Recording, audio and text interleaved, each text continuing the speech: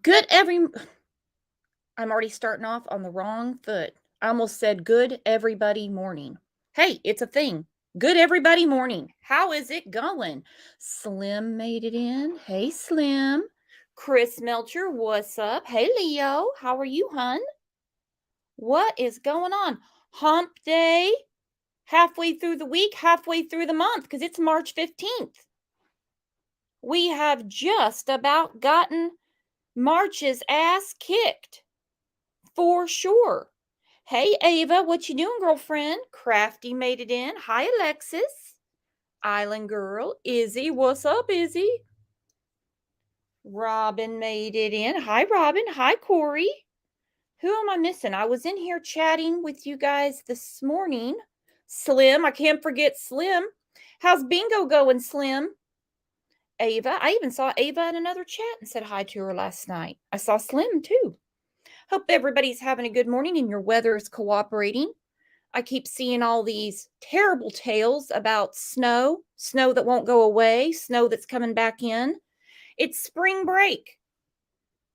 It is spring break for most people. The weather should cooperate. Angel was saying that it's her grandkids are on spring break and the weather's just terrible. Spring break is kind of like, at least here anyway, is like Halloween. You're either going to be sweating your tail off or it's cold. It's never just mild weather.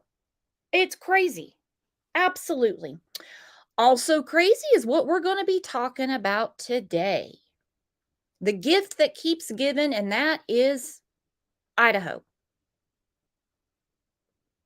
Not the state, but the quadruple murder in Moscow. Wouldn't you know it? And you know who I'm talking about. Ethan, Xana, Kaylee, and Madison. Brutally murdered, allegedly by Bushy. I have to be careful about that. I have to be real careful about that with this case. Not with the Gannon case. We're all on, why am I tongue-tied today? We are all on board for that one. I think yesterday and the day before talking about Gannon, I said, look, this case isn't the one for the innocent until proven guilty people. This is horrific. Now, with Bushy, there's a lot of people saying that the probable cause is full of nothing but circumstantial evidence and a lot of it's going to get thrown out. Well, more things have come out. They're going after more warrants. A lot of warrants were going out before we even knew he existed. Hello to Boston moms. How are you, hon? Kaleida Hope. What's up? What is up? So Bushy says he's going to be exonerated. Not only is he going to be exonerated, but he looks forward to it. Exonerated is a $10 word that for most people costs about $1 million to make happen. But hey, it's his world, right? Also, big news for everybody. While they're in the slammer, Bushy has found Jesus. That is right. He has found religion. I love it when the criminals get spirituality. Love it when they get locked into a new faith. I think O.J. Simpson tried it. He was a Bible scripture quoting mofo there for a while. I don't think we ever really heard too much about Casey Anthony getting all religious. But they do. They get behind bars and they find Jesus as if it's a new brand of mayonnaise.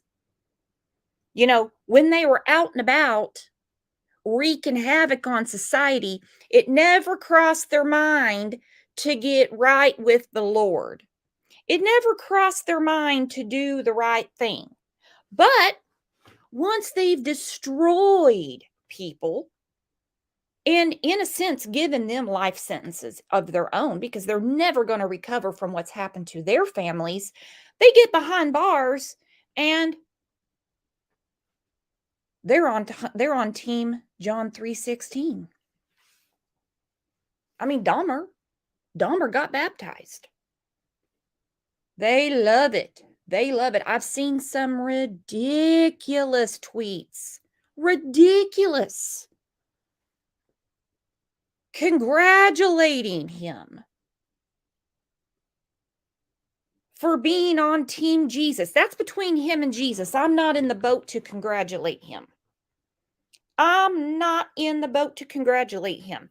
Also, with his newfound faith, wouldn't you know it, he's a bit of a narcissist. From what we're hearing from behind bars, he is his own biggest fan. He is his number one fan. He is following his case very heavily. Seems that everybody else that comes in and out of the Latah County Jail is aware of it too. They try to taunt him a little bit, and he gives them a really mean stare. He's a staring them down. Tarnia, thank you for the super sticker. Your avatar is gorgeous, Tarnia. Ava said, we'll let Jesus and the jury handle that. That's right. Takes a lot more than some new Bible scriptures to convince us around here. Like I said, these people, they do wrong after wrong after wrong after wrong to the point that they just destroy other people. Then they get behind bars, and what do you know? We find the Lord. Well, that's between them and the Lord. Let's do some comments, and we're going to get to this because it's about one of the craziest things you've ever heard thus far.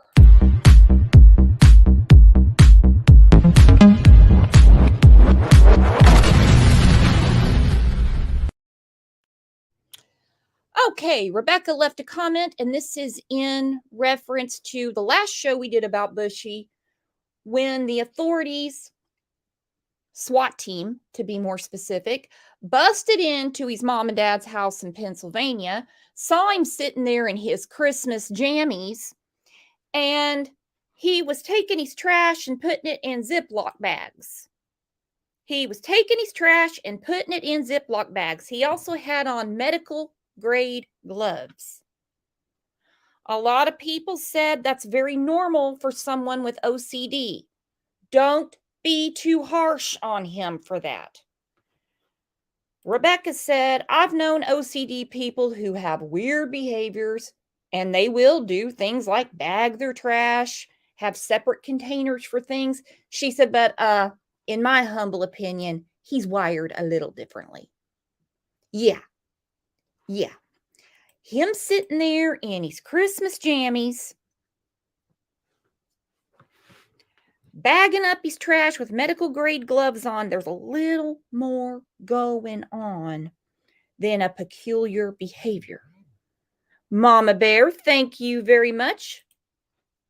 Thank you so much for supporting the channel. I appreciate it more than you'll ever know. Denise said, my boyfriend is one of the people that doesn't watch the news and doesn't get into true crime or follow any kind of story on social media. So there are people out there. And this is a common conversation that we have on here. And then I have to get my mind straight. Well, over the weekend, I did get my mind straight. We had dinner with some friends, and they asked about the channel, what was going on. And it was kind of one of those, niceties. Well, how's your channel going? They don't want to hear too much about it. They're just like, how's your channel going? Because they know what's talked about on here. And I talked about it for a second. Of course, we're talking about kids and jobs and stuff like that. And they said, yeah, I heard something about some guy named Murdaugh, and everybody was talking about that, but I didn't really get into it. I don't know what's really going on. There are more of them than there are of us. So I just pieced it together really quick for him. Told him basically what happened, and he was found guilty. They went right back to drinking their daiquiris and eating their steak, and they were just fine. There was no, oh my God, I've got to go read about this. Oh my God, look, I found him on Facebook. No, there are people out there that are not like us, and those people get put on juries. That is for sure. That is for sure. All right. Sympathy Lover said, Brooks, did you read about the article in the Daily Mail? It seems that Brian slash Bushy has found religion. She says, now I know what you're going to say about this, but what I'm going to tell you is going to surprise you. I'm glad to know that he's on my side and that I will be seeing him in heaven. Before you judge, remember, Brooks, you're going to be very surprised who you see when you get to heaven. I don't think Jesus is going to put me and Bushy in the same room if he makes it that far. You see, he's going to have to do a lot more than show up to the jailhouse church to do what needs to be done to get to go meet Jesus. He's going to have to probably be apologetic. He's going to have to show remorse. He's going to have to find some sympathy, empathy. I don't know. I'm just not convinced I'm going to see him there. Look, you guys want to take a poll about Bushy's faith? I don't think we have to. Halo Art just became a new YouTube member. Welcome, welcome, welcome. Make sure you check the members tab on the channel. So, since it was brought up, I'm going to get straight to the Daily Mail article. Also, the link is pinned. Don't be shy. Come up and let's chat. Here we go. The Daily Mail always knows how to break it to us gently, don't they? Searing new insights into Bushy's jail life, as told to thedailymail.com by his fellow inmates. He obsesses over TV coverage of his own case. He has turned to the big G, not Jesus. He bypassed the Son. He went straight to the Father. He has turned to God and faces constant taunts from other prisoners. Wow. DailyMail.com spoke with current and former inmates as well as jail sources. Got some sources going on. Doesn't matter because God is Bushy's source. As well as jail sources who told of accused quadruple murderer Bushy's behavior behind bars. Kohberger, 28, has been locked up without bail at the Latah County Jail in Idaho since early January as he awaits trial. He meets with a local pastor who leads him in prayer every Sunday, follows his trial on the news, and seldom speaks to other inmates, sources reveal. I don't know that much about how they run things in that jail, but I would, from other cases that we followed, and God knows there's been plenty on here, they're really not supposed to make friends in there, but okay. Bushy is obsessed with following his own case from behind bars and has now found God, attends Mass every Sunday, sources say. DailyMail.com spoke with current and former inmates as well as jail sources to discuss Bushy's time at the jail. Yeah, how's the vacation treating him? Among the revelations, no pun intended, right? Among the revelations are that Bushy gets daytime access to a television and likes to flip on the news to follow coverage of his own case. He watches himself all the time, one inmate told DailyMail.com. It's really kind of bizarre. That is probably the only thing that he has done in my book that is not bizarre. I would damn sure want to know what I'm up against. I would want to know what the media is saying.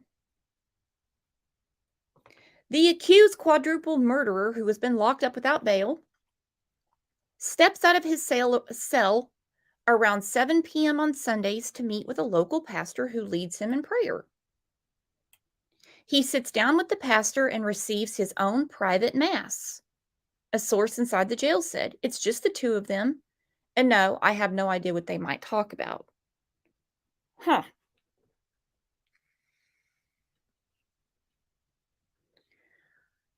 I don't know the laws as far as confession goes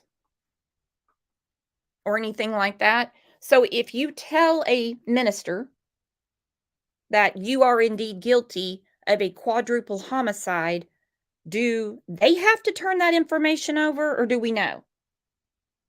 Because I don't know. I know psychiatrists, they have to keep it on the down low. They have uh, there's a certain privilege there. Of course, we know about attorneys. Christina says, no, they don't. Thank you, Christina. Okay, well, it says, by all accounts, the 28-year-old has been a model prisoner. Look at him turning his life around. I mean, his parents could print out this article and put it on the refrigerator like, a fourth grader's painting. Look at him. He's a model prisoner. He's going to church. Woo! Jail officials tell dailymail.com this despite facing taunts from inmates who sometimes shout at him as he shuffles past their cells. When one inmate named Tyson hollered bitch at the accused murderer during a recent weekday, Bushy barely flinched. It didn't bother him to be called a bitch. He's got the armor of God now. Calling him a bitch is not going to bother him, guys. He barely flinched, turning toward him with a menacing stare, without breaking stride as he proceeded down the hall, according to one inmate who watched this go down. He might need some therapy for PTSD. Could you imagine seeing that exchange? You've got some dude in there for probably a 24-hour DUI. He calls him a bitch. He stares at him, and this other guy watched it all go down. He always has the same expression or non-expression, said one inmate, who met with dailymail.com reporter in the jail. He just looks straight ahead. I've never even seen his eyebrows or mouth move. How can you miss his eyebrows? Like the whole eyewitness testimony, it circulates around these eyebrows. This guy says he's never seen his eyebrows. What'd they do? Wax them off? He's never seen his mouth move either. I guess he's not that close with him. Bushy spends most of his time alone in a private cell kept apart from other inmates who share cells. He rarely, if ever, chats with jailmates who typically only see him when he walks past them. They say he maintains a steely stare when he steps out to meet his lawyers or to visit the library, and that he's always flanked by several correction officers who escort him wherever he goes. Man, but they don't care that he was called a bitch? The jail houses a couple dozen inmates in a sprawling basement, sprawling estate, directly underneath the Latah County Courthouse and Sheriff's Office near downtown Moscow. Opaque windows to some of the cells face a quiet side street located just 1.4 miles from the rental home where 4 University of Idaho students were slaughtered during the pre-dawn hours of November 13th. Now, up until the paragraph that talks about 1.4 miles from the rental home where 4 University of Idaho students were slaughtered, it sounded like Daily Mail was trying to sell me a timeshare. Okay. All right, there's Bushy right there. Poor Madison. Poor Kaylee, poor Ethan and Xana. Oh, they got the house all boarded up. I hadn't seen that. Dang, that looks scary. Shoot. All right, so this guy on the screen, his name's Harrison Papillion. He said, I'd be shocked if he didn't. What would he be shocked about, you ask? He said, I hope he gets the death penalty. Police arrested Bushy, a PhD student in criminology at nearby Washington State University in Pullman, on December 30th. Might want to reword that. He was arrested in Pennsylvania. But yes, he was a PhD student in Washington. He's been held without bail in the Moscow jail since January 4th, pending his next court hearing on June 26th. The case could get him the death penalty. Now, I did see last week, and I posted it, that they are requesting another death penalty qualified attorney to join the dream team. Somebody must be privy to something, because all arrows point towards they're going to be asking for the death penalty. Harrison says, I hope he gets the death penalty. I'd be shocked if he didn't. Latah jail officials remain tight-lipped about Bushy's time behind bars. Well, who needs them when you have Harrison telling you what's going on? I mean, he told us that one guy was in there and called him a bitch. Bama Skin, thank you very much. Bama says, I would love to see his face when they discuss judgment and when he learns about the hell and eternal death and burning part. Yeah, since he's a new Christian, I have a feeling they haven't gotten to that with him yet. I think they're just kind of going over the basics right now. I would be scared if I was that minister to talk to him about those things. Like, really scared. But yeah, they need to get to the important part. The part that really involves him. One official told dailymail.com that Bushy's been well behaved during his time there. No incidents, except for being called a bitch. The official also pointed out that Bushy's strict vegan dietary needs are being met by the vendor that prepares meals for prisoners. Oh. Well,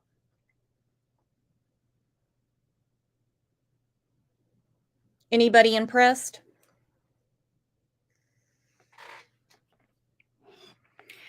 The whole vegan meal thing really chaps my ass. I don't know why. This is not a religious thing. This is a dietary preference. This is not a medical thing. This is not a Bushy is diabetic. Bushy cannot have a banana split. It would kill Bushy. This is a preference. No, not impressed. Not impressed. But I tell you who is off vacation, and she's got a lot to say, and that's our friend Beigefield. She cannot believe the newfound religion, amongst other things. We have to look at this. Now, while she was on vacation, she did not go shopping. She is still only wearing shades of brown. It's okay, though.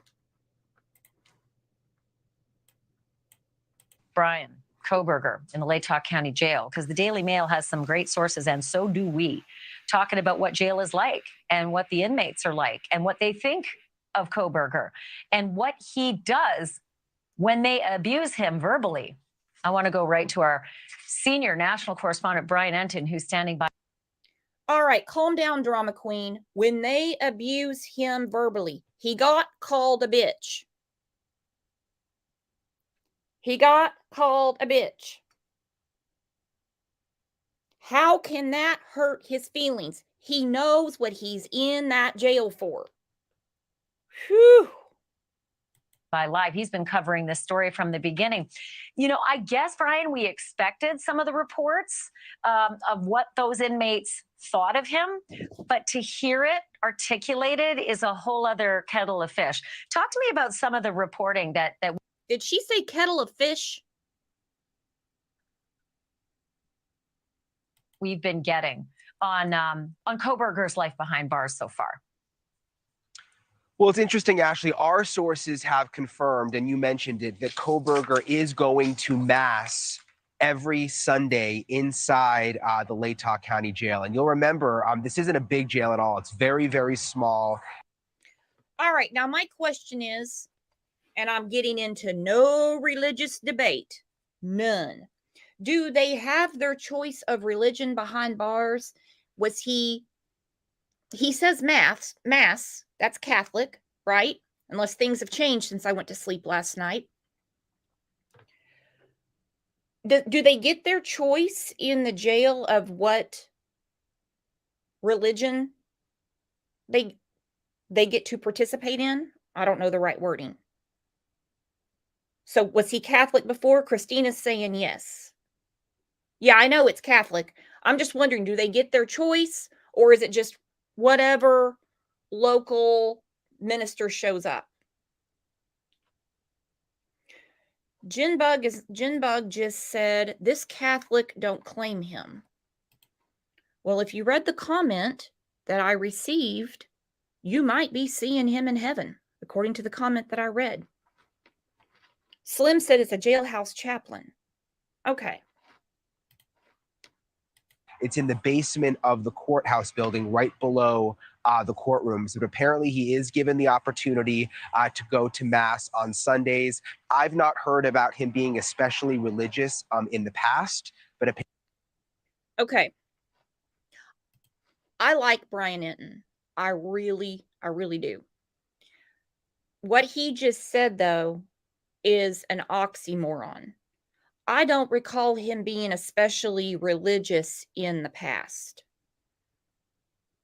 Well, hell no, he wasn't. It is alleged that he murdered 4 people. No, it's safe to say he wasn't a Bible thumper a few months ago. I'm just going to guess. Apparently he does have this mass that he attends. He has conversations there with the priest. What he's talking about, we don't know, but we've confirmed that he is going to mass. There are other reports that he's in the cell by himself. Anytime he leaves the cell, he has at least 2 guards with him. There are moments where he walks by other cells where they yell out at him, but we are told that he just remains totally stone cold, looking forward, no emotion. When other inmates yell out at him, which really is no surprise based on what we already know about Kohberger, Ashley. Yeah, some of those inmates interviewed have said that they couldn't believe they were in there locked up with him because they said this is Moscow. Not a lot of this kind of stuff happens here. Adding to his celebrity status, which I have a feeling has gotten to his ego. He knows the commotion he's caused. He knows he's treated different than those prisoners. When Rebecca said he's not wired right, no, he's not. What do they say? Bad attention is good attention to some people? Safe to say he's lacking the attention. One inmate was quoted saying this: he watches himself all the time. It's really kind of bizarre. That reference to the fact that he's watching coverage of himself on television. And here's the weird part, Brian. We're told that the jailer decides one channel.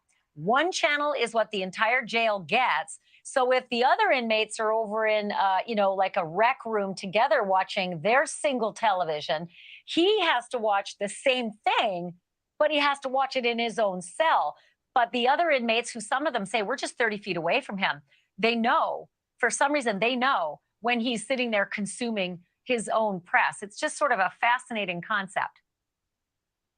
Yeah, and I'm sure they can hear it. I mean, again, it's a very, very, very small jail. Apparently, with the other inmates, they are all brought into sort of like a group room. You mentioned it where they watch TV together, but Kohberger totally isolated. But totally isolated. Erica said, so there's only one channel. How can he avoid it?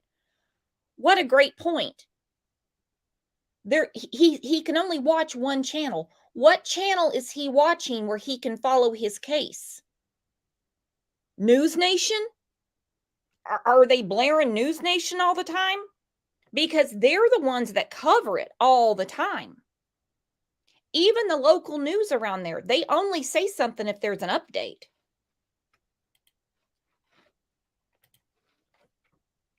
But just down the way, so he has the TV to himself in his cell. So here's another quote. He apparently has been taking a lot of taunts from the other prisoners, but the jailers said that he is still a model prisoner, even when they taunt him and they call him names. This is what the other inmate said. He rarely talks. Quote, he always has the same expression or non-expression. Quote, he just looks straight ahead. I've never, ever seen his eyebrows or his mouth move. He never says anything. Why would anybody even mention his eyebrows? I'm wondering, were they asked that direct question because it is in the probable cause about how she saw the mask and the bushy eyebrows? This guy, it seems weird to me that he would volunteer this information. I never saw his eyebrows. Well, they're on his head. Where did his eyebrows go that day that you didn't see them? And then we can also confirm that he is allowed to make calls out. He can't receive the calls. And if he gets a call, they will pass him. The jailers will pass him a note. And then he has the option to call or FaceTime him back. And FaceTiming, Brian, is something that has really irked, I think, a lot of the victims' families. They've said, FaceTime? What? An inmate gets to FaceTime? We don't even get, to write letters to our loved ones. Yeah, I can imagine why that would be frustrating and hard to hear when you lost a loved one. But I'm not surprised about him not really having emotions, not even raising an eyebrow when people yell out at him. We've seen him out, when he's been transported in Pennsylvania outside, just totally. I don't think Entin meant to say that. Not even raising an eyebrow. Good one, though. Good one. Respect. Really stone cold. When he's brought into court, same exact thing. And so it doesn't surprise me that that's the way he's acting also behind bars. And we've heard the same thing that, in many ways he is, sort of a model prisoner, courteous with the guards, doesn't really cause any trouble, mostly keeps to himself in his cell. Besides what we've also confirmed tonight, that he is now going to a private mass on Sundays. Like I said, all the prisoners I've interacted with in this line of work, I would say the majority of them find God, because it's that, and if you're lucky, yoga, but you really don't get a whole lot of other activities, in jail or in prison. I have been told, though, he does get some library time as well. So maybe he's working on his case. Who knows? Brian Entin, great job. Thank you for that. Okay, she's right about that. That's their time out of their cell, and they're like, hey, if all I have to do is play the Jesus card and it gets me out of this cell, so be it. So when people are like congratulating them, saying, oh, I'm so glad they're finally on my team and I'll be seeing them in heaven. Are you kidding me? Yeah, there's no yoga classes. The hell is she talking about? Glenjamin said, especially if the one channel is News Nation. That's what I'm wondering. He gets to watch one channel, but he's heavily following his case. Like I said, the local news, when there's an update, they give an update, but their updates are not what Daily Mail says. Their updates are not what, Beigefield and Entin are saying. It's like he has a celebrity status that he's enjoying a little too much. All right, another barn burner that really got him going over at NN is they said he's never requested counseling. Make of that what you will. He's never requested counseling. And with all of this, don't forget, he's got fans. He's got a group of women that want his manhood, if you want to know the truth of it. There was some bragging going on when Valentine's Day was in the air. It's sick. It is sick. Bryan Kohberger has been hanging his hat. It is a very small place, like 2,000 square feet. But he is off on his own in Seg, segregation. He is away from the other inmates. And Banfield, Beigefield, she's using jail talk. That's talk from the inside. Listen to her. Seg. He's in seg. Goodness. there's only like not even 24 of them in there. So it's a pretty little place, but we do know what he's doing. Last night we told you exclusively that we discovered he had his own TV. And now we've actually found out further detail about controlling the TV. We were told originally that he had to watch whatever the inmates were watching, and the jailers controlled the one channel, right? And that his TV would be airing what they're. No.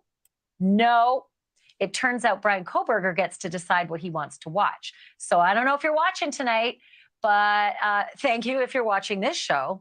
It's a bit creepy.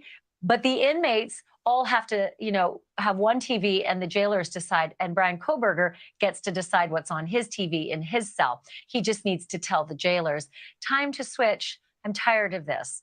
So let's hope he doesn't switch off this one.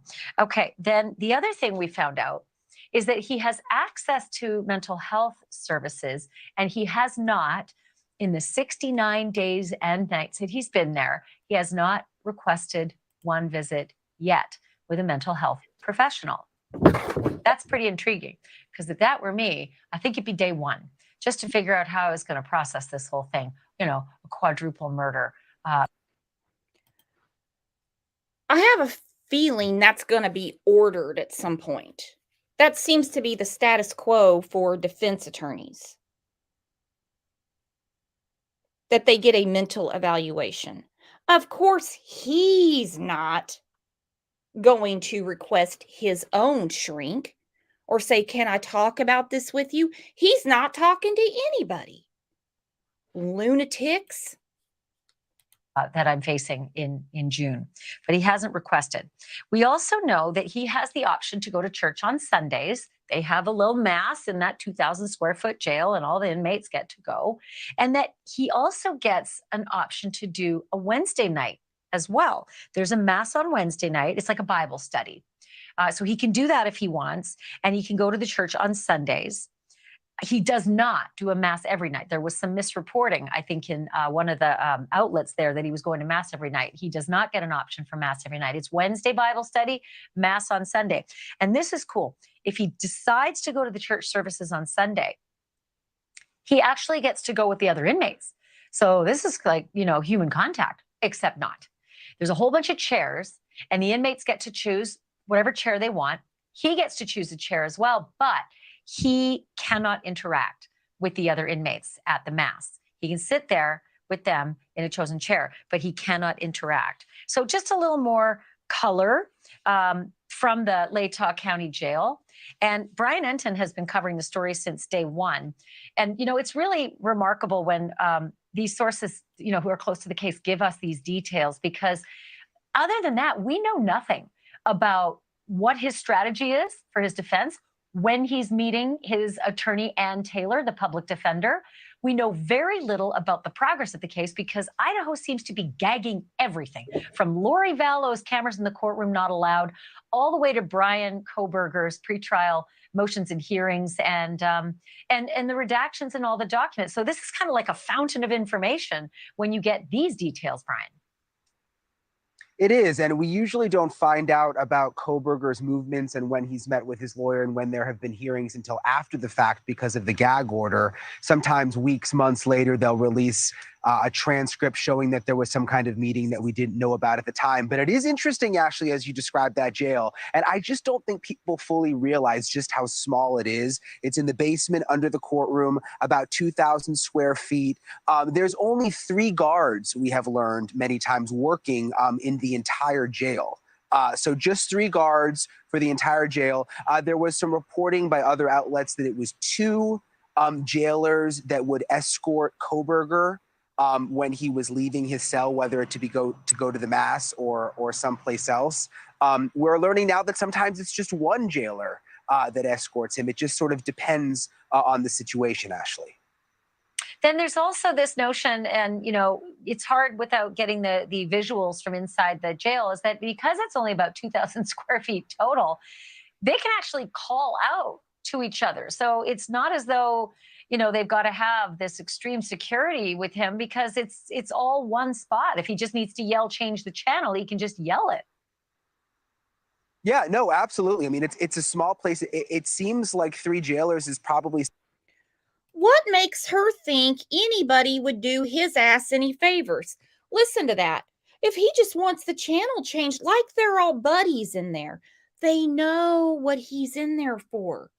This is not New York City. And even in New York City, something like this, they would know what somebody was in there for. This is a small town. They have, some days there's like 6 people in the jail. Then, like, here comes the weekend, there'll be like 12 in there. I think at one time there was 17. These are not huge numbers of people in the jail. What is she talking about? Why can't he? Yeah, because they're all good friends. Beth says, why is religion relevant here? It's not. No, I'm in no way having any religious debate. I just find it odd that these people get into jail and they find God, according to them. But they didn't think to get any sort of religion before destroying people's lives. And really, I don't even believe that they're all spiritual, religious, faith-based or anything when they get in there. Some do. Some do. They get out of jail, obviously not for murder, because you're not going to be getting out. And they're really very still into their faith. I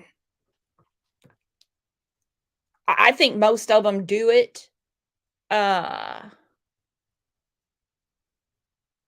just to get out of their cell, just to have some interaction, to be quite honest.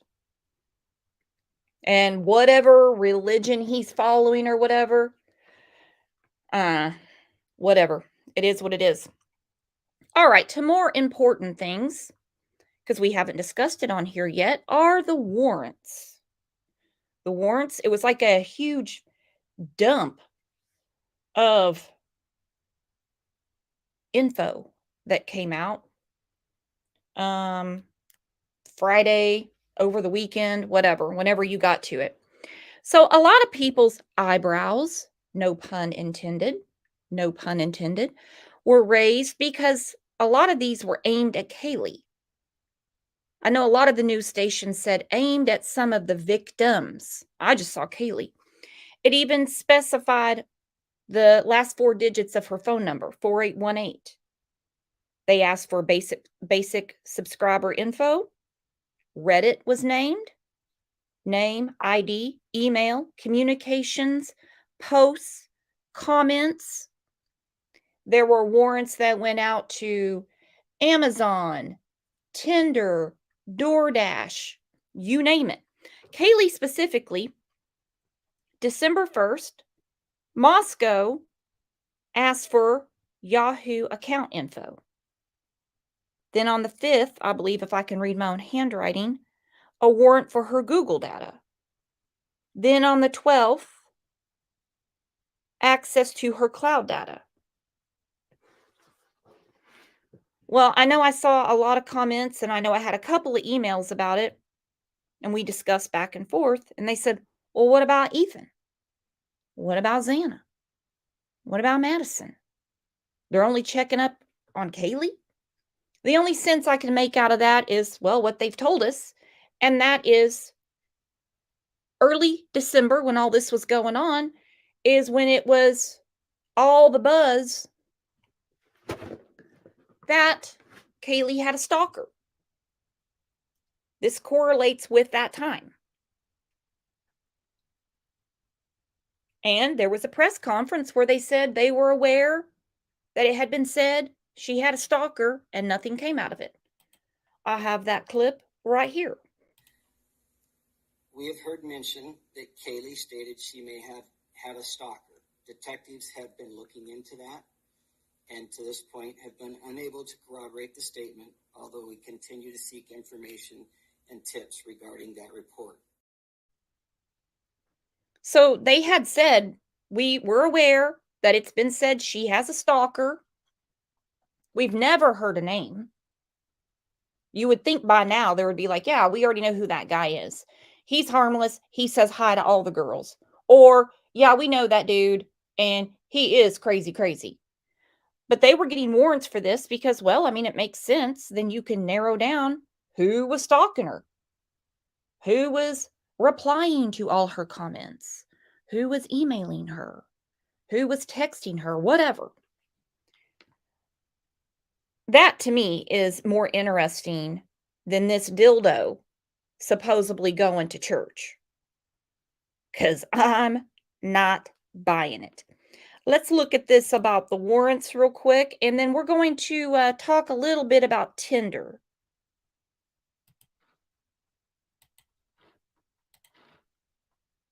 Over information in connection with the murder case against Brian Kohberger. All right. Among those served, tech names like Apple, Amazon, Google, and DoorDash, social media companies Meta, Snapchat, and Tinder, and retailers Walmart and K-Bar Knives, the brand of knife sheath found at the crime scene with a single source of male DNA linked to Kohberger.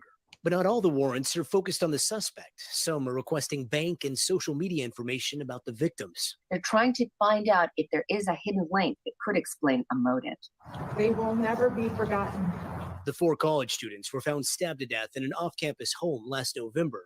Authorities still haven't publicly released a motive, but alleged cell phone data shows Kohberger stalked their house at least a dozen times before the killings and even went back to the crime scene hours after the murders.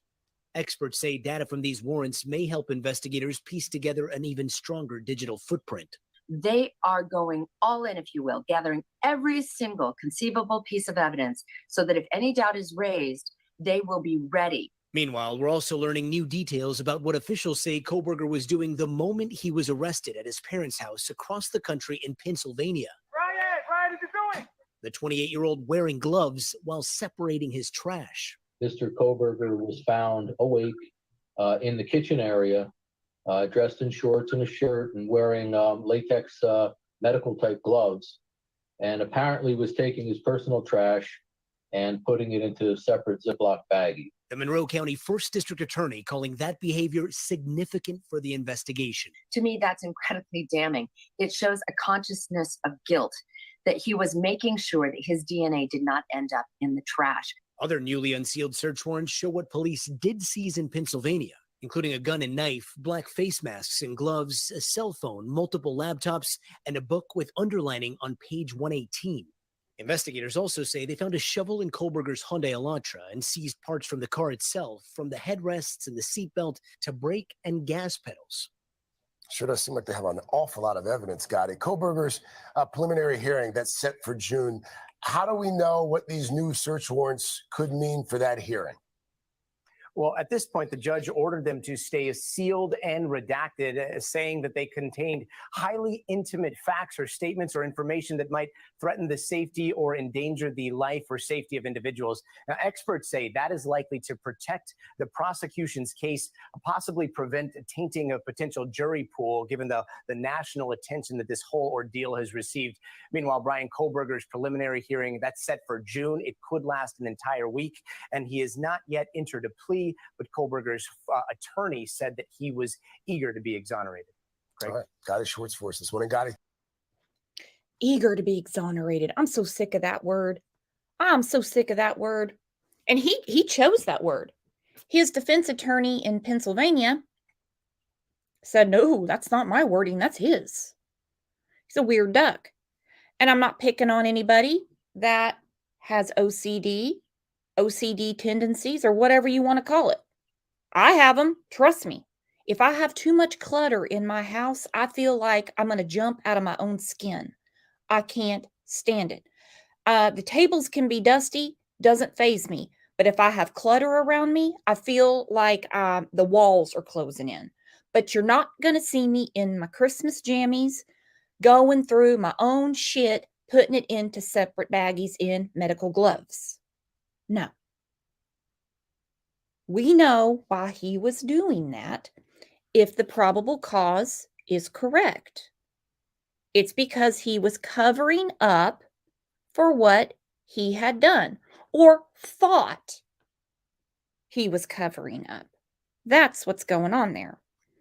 So the only thing I can make out of pinpointing Kaylee in these warrants is not because she's the target, but because it was said at that time of the warrants is that she has a stalker.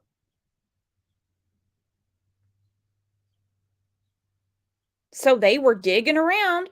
We gotta get this stalker out of the way. Could you imagine had they not done that? Next year, year after, however long it takes him to get to trial, if they say, hang on, it was said she had a stalker. Did you guys do any investigation on her stalker? The vape guy even mentioned the stalker. If they're like, well, no, because we have all this shit on him. Yeah, right. It only takes one. It only takes one. So let's refresh our memory. It was said, I don't know if it was in this news clip or not, but I know it was another one, that they also sent warrants to Tinder. Well, we know that at one time, Bushy was using Tinder. He even scored a date from Tinder.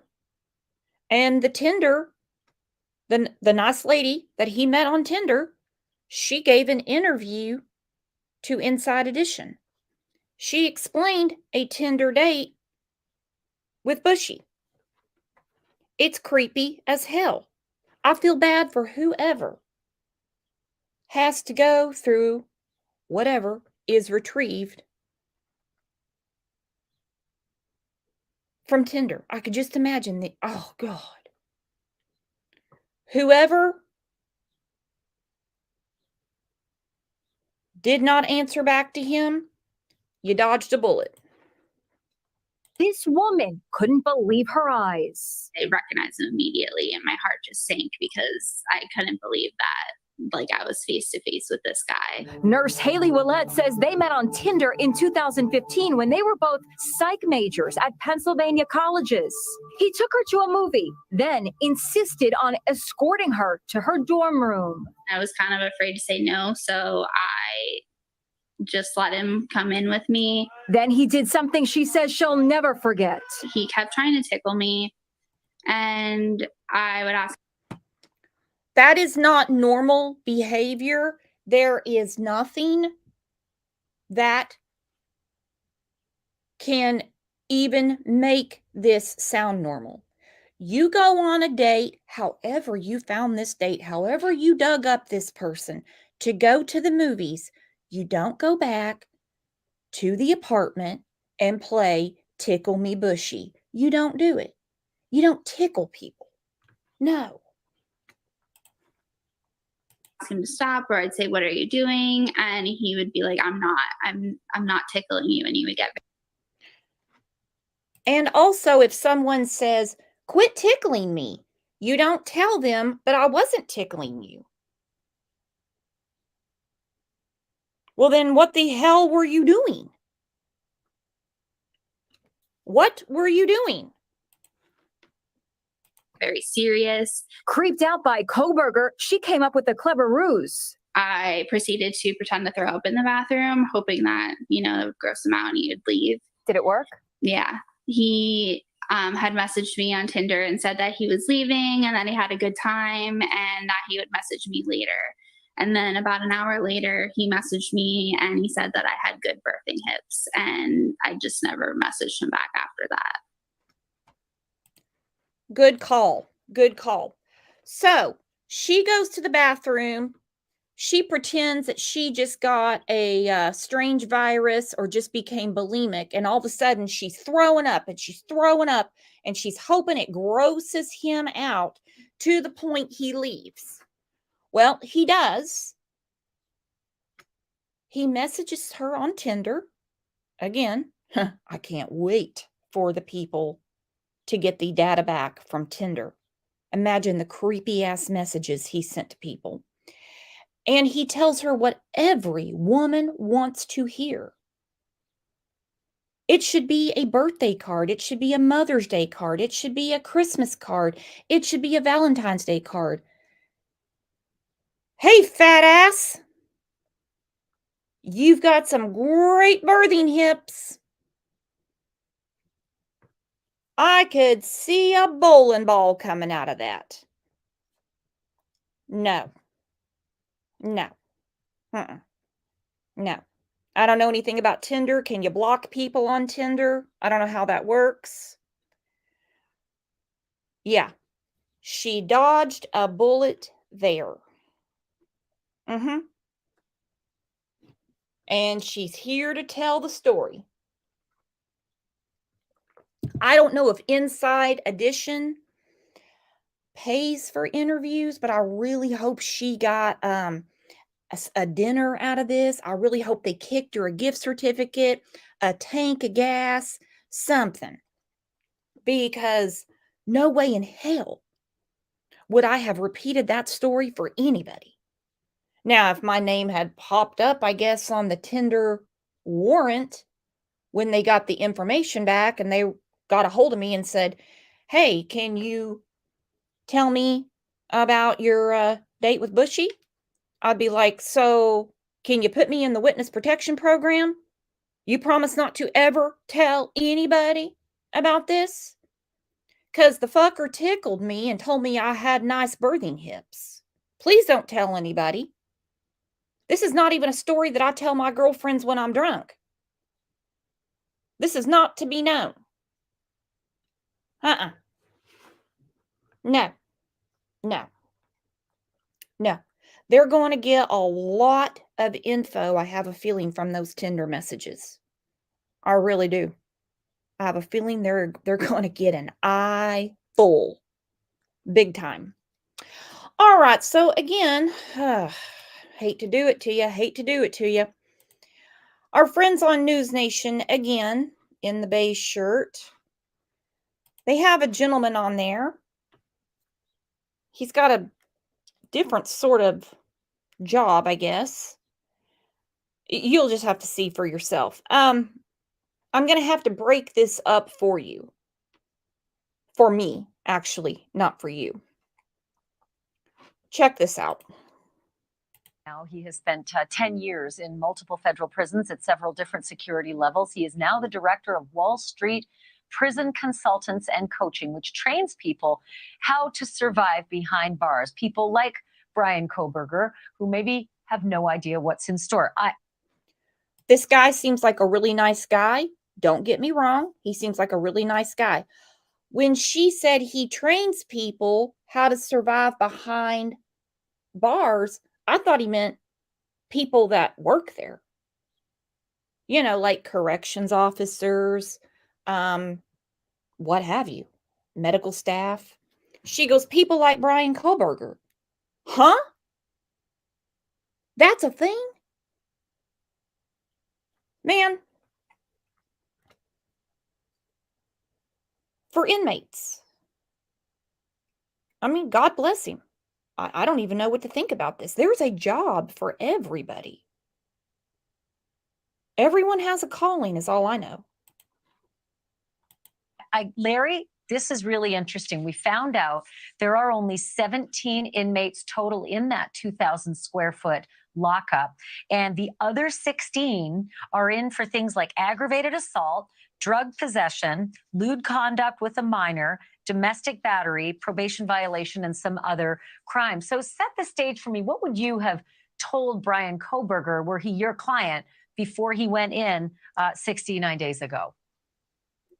If he was his client.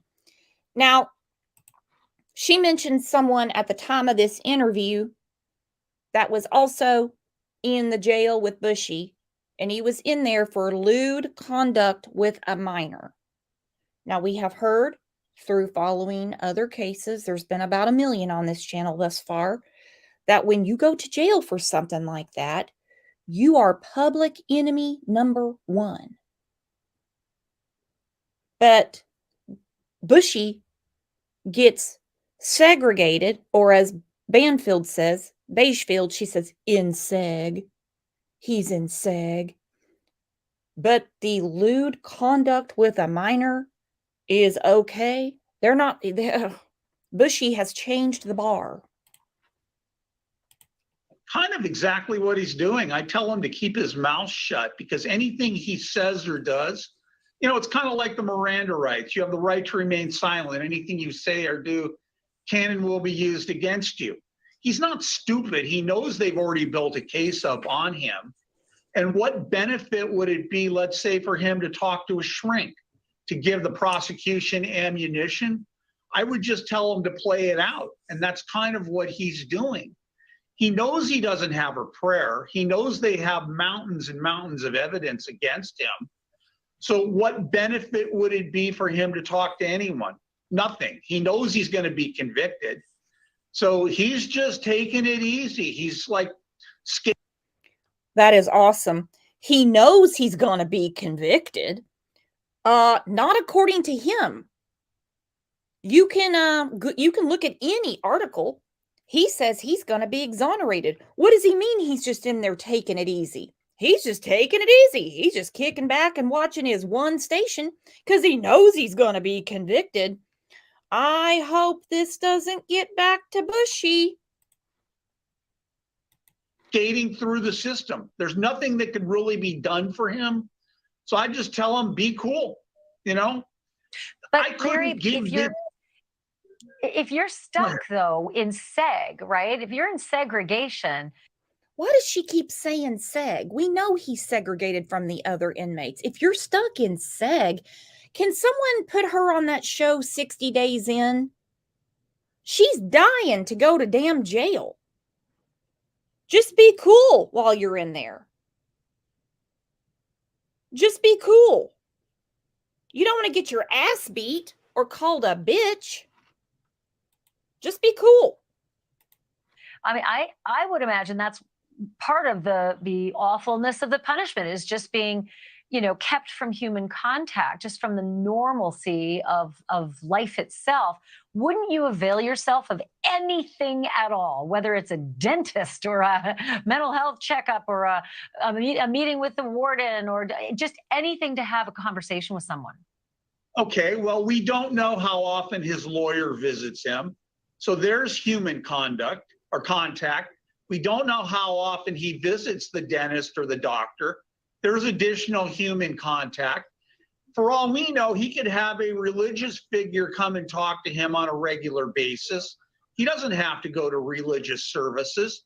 There's additional contact.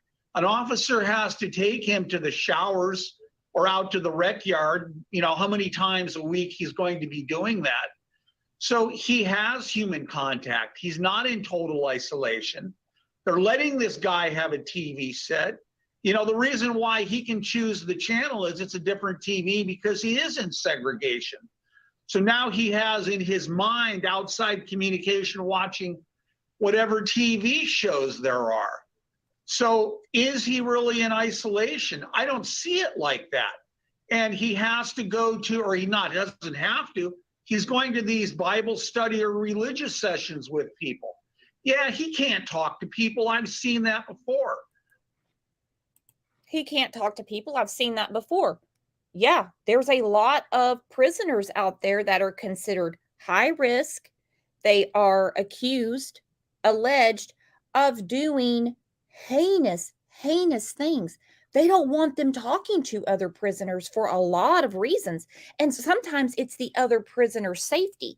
You see, he's in that category. Amy says, just my opinion, I think your title, Bushy, is not right. Brian K., as anybody else, would be and is innocent until proven guilty by a court of law. Fair trial, not cool your title. He's not going to be seeing me, hun. See, I don't work for the courts. I don't work for the government. I'm not a judge. I will not be on the jury because I don't live anywhere around there. As far as his name being Bushy, I don't want to insult anyone named Brian. And bushy eyebrows are what the eyewitness says he has. But as far as innocent until proven guilty, I'm a civilian. That's the Constitution. That's the courts. So, like the show yesterday for Gannon, when you see a probable cause affidavit where everything is pointed to that person, everything, it's okay to sit in judgment. It really is okay. I've also seen people bring notes out and hide them in Bibles and such. And people exchange messages that aren't even supposed to talk to each other. So we really don't know what's happening inside that jail or what's going through his head. Yeah, we do know that other inmates have been taunting him, which I suppose is not unusual, but no, not going to at have you all. back for, can you give me just 30 seconds on what advantage it would be to taunt a guy who's in SEG? You can't get to him anyway. And I am running out of time, but I do want to hear your answer there. Well, the other inmates, they know he killed a bunch of people. These are just petty criminals that are in there, and they know that they're going to get under his skin.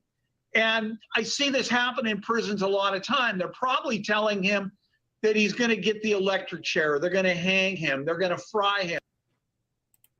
See, that sounds more like it. They're not just going by and calling him a bitch.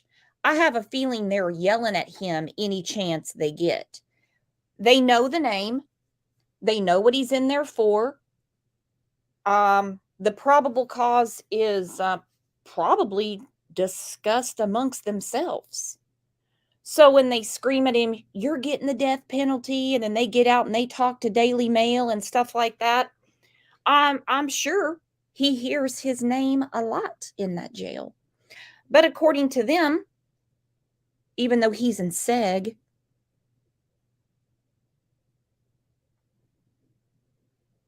I don't know why she keeps saying that.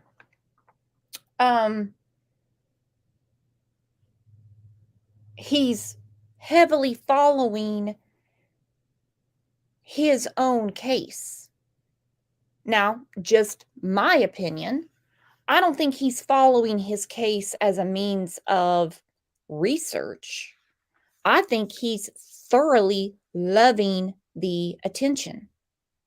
I think he's one of those people, kind of like we discussed with Letitia yesterday when she was searching on Google. Someday people are going to regret the way they treated you. I don't think he likes the way he's been treated.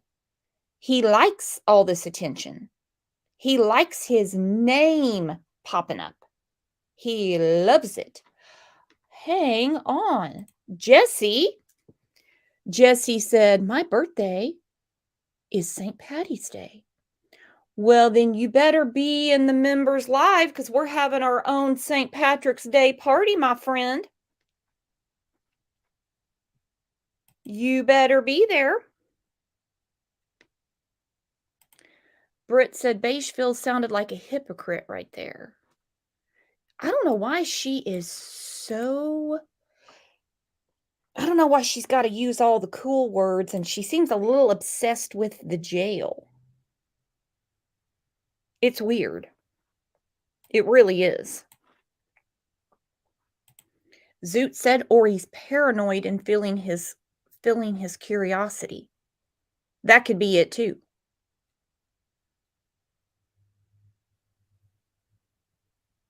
Of course you're going to want to know what people are saying about you. Of course.